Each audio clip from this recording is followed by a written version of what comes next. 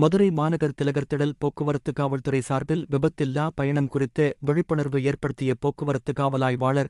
மதுரை நகர்ப்பகுதியில் சமீப காலமாக வாகன பயன்பாடு அதிகரித்துள்ளது. நகர்ப்பகுதியில் போக்குவரத்து நெரிசல் அதிகம் ஏற்படுவதுடன் அடிக்கடி விபத்துகளும் ஏற்படுகின்றன.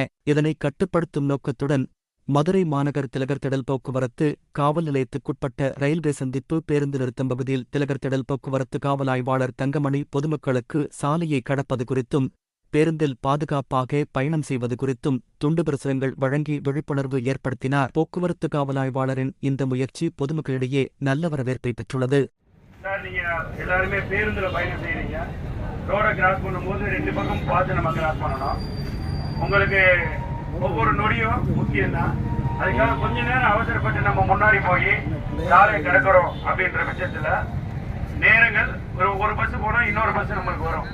இந்த நேரம் நம்மளுடைய குடும்பம் நமக்காக காத்திருக்கிறாங்க அப்படின்றத நம்ம மனதில் கருத்தில் கொண்டு இருக்க வேண்டும். அதனால பொறுமையா சாலையை கிடக்கணும். பேருந்தில் பயணம் செய்யும் பொழுது உள்ளே அமர்ந்து செல்ல வேண்டும். இல்லைன்னா படிக்கட்டுல நிக்கிறதோ தொங்கிக்கிட்டோ அப்படி போகக்கூடாது. சரிங்களா? பஸ்ல உட்காந்தீங்கன்னாக்கோ பஸ் நிக்கிற முன்னாடி இறங்க வைக்க கூடாது. ஓடும் பேருந்துல ஏறக்கூடாது. எல்லாமே யாருக்காகனா உங்க நன்மைக்காக தான் சொல்றோம். சரிங்களா? எத்தனையோ சாலை விபத்துக்களை நாங்க தினசரி பாக்குறோம். எல்லாத்துக்குமே காரணம் பொறுமையின்மை. அதனால நிதானமா பொறுமையா சாலையை கடக்கும் போது சரி, பேருந்தில் பயணம் செய்கிறது செஞ்சீங்க நமக்கு நல்லது, நம்ம குடும்பத்துக்கும் நல்லது. சரிங்களா? ஒரு சின்ன ஒரு கையை மட்டும் நீட்டிக்கோங்க.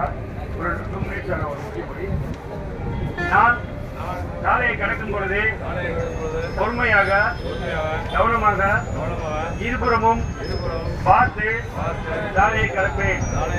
பேருந்து செல்லும் பொழுது படிக்கட்டில் நின்று கொண்டு செல்ல மாட்டேன். உள்ளூர் செய்திகள் முதல் உலகச் செய்திகள் வரை தெரிந்து கொள்ள மதுரை முரசு சேனலை சப்ஸ்கிரைப் செய்யுங்கள்.